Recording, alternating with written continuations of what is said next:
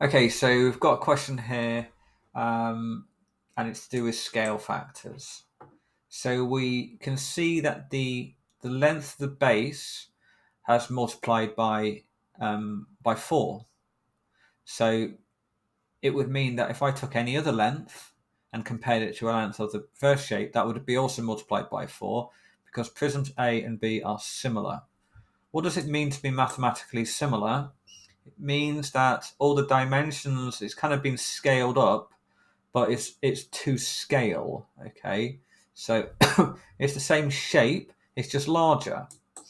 So let's try to understand the relationship between these different types of scale factors: length, area, and volume. So we'll just take a simple shape like a cube as a kind of to let's keep it hollow actually, transparent.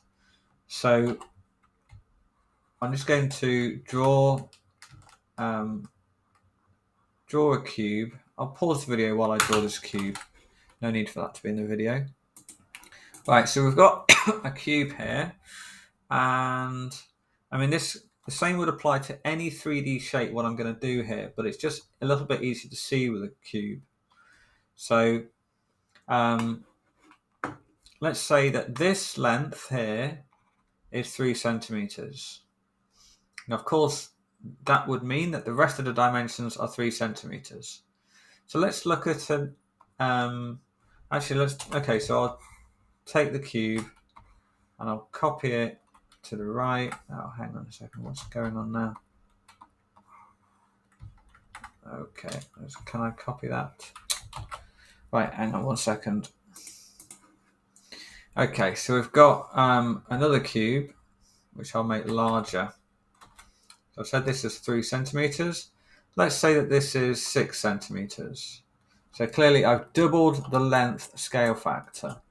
Now the way this is often demonstrated is we have L, A, V, and the L stands for the length scale factor, A stands for the area scale factor, and V stands for the volume scale factor. So for now we can say that the length scale factor is 2. If we're not sure, if these were awkward numbers, let's do it as awkward numbers for a moment. Let's say it's 7. What I'm asking, to be clear, is what am I multiplying 3 by to get to 7?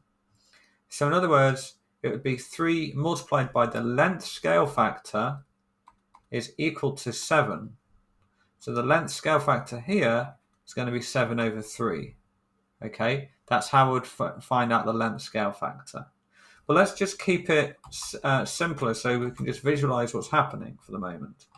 So this time it's clearly that, and so 6 over 3 is 2, which is what we said. Now, the area of any of these faces, in this case, is 9. So the area of, for example, the front face is 3 times 3, 3 squared, which is 9 centimeters squared. This one, the area is 36.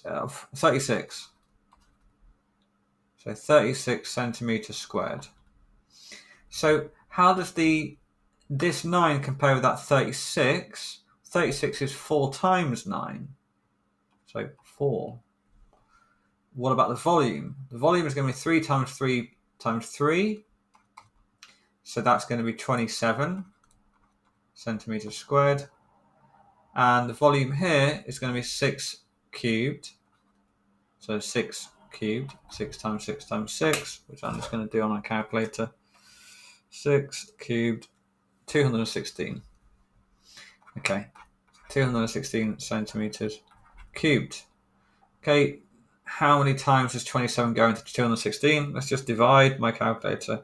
216 by 27, and it's 8. I would have known that actually anyway because I understand how this pattern works. You might now be able to see it that 4 is the same as 2 squared, and 8 is the same as 2 cubed.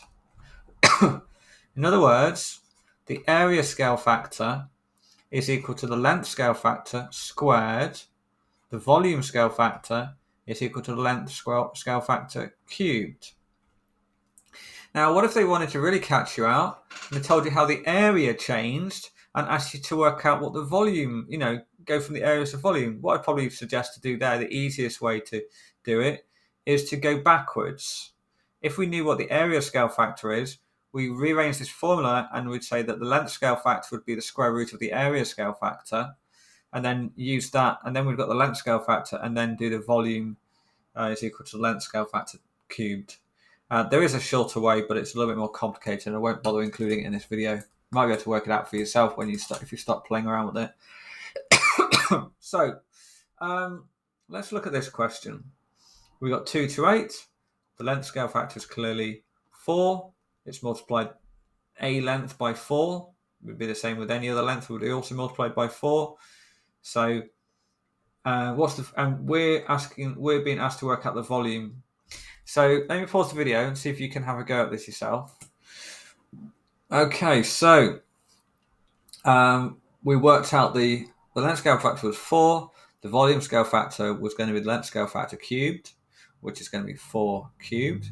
Therefore, it's 64. So if I multiply, in order to get the volume of B, I need to multiply the volume of A by 64. I've got the volume of A up here, which is 7, and then multiply that by 64, so that gives me 448. Again, look for the catches they could have played. They could have asked the other way around. They could have said the volume of prism A is 7. Well, it couldn't have been 7, I don't think. But let's say the volume of prism A is 700 then, centimeters cubed. The volume of prism B is 700 centimeters cubed. What's the volume of prism A? So that would be a catch. Then you'd have to do it backwards. So you'd come up with an equation like this one here, and then you'd rearrange. Okay, so the volume, remember the scale factor, think as you're doing it, is this scale factor getting bigger or getting smaller? And then work out the appropriate volume, work out the appropriate equation. So volume B is going to be 64 times volume A, not the other way around. Okay, and then you just have to think about whether or not you need to rearrange it. All right. So this next question is a little bit more interesting. Let's just look at it carefully. We have the surface area of cone A is 2 meters. The surface area of cone B is 4.5 meters squared. Sorry, both meters squared. We have to work out the ratio of the radius of cone 1 to the radius of cone B, and on top of that, we need it to be 1 to something. In other words, the n here may not be a whole number. So, because we're forcing this number on the left to be 1. Okay, so that's how we think about how we would do this. And what I'll do is, if you're having a go at this later on, you could pause the video at this point and then have a go, and then I'll show. We'll have a look at each stage, and I'll unpause it and so on. Okay. So to work out the area scale factor, again, it's going to be what am I multiplying this by to get to that?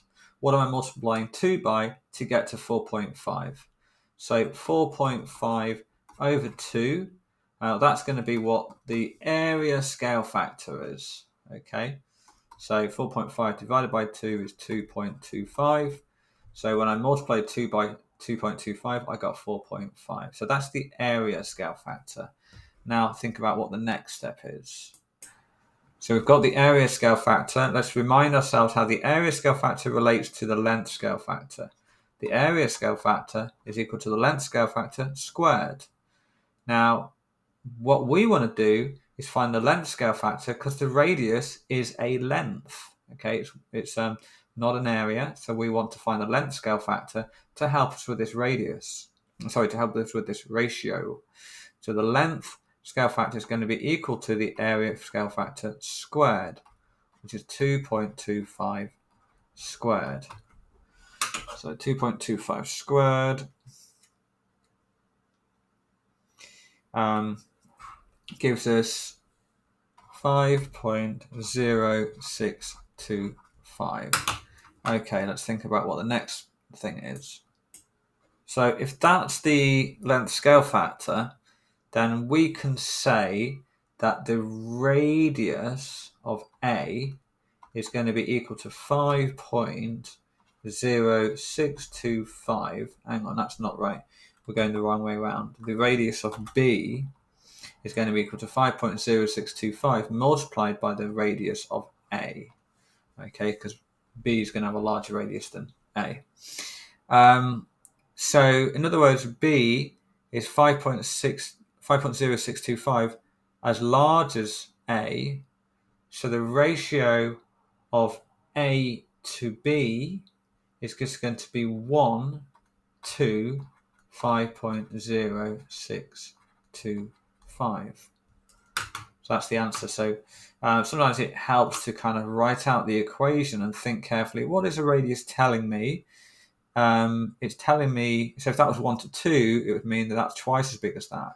We want to know how many times bigger is that than that one compared with that one. So that's the final answer.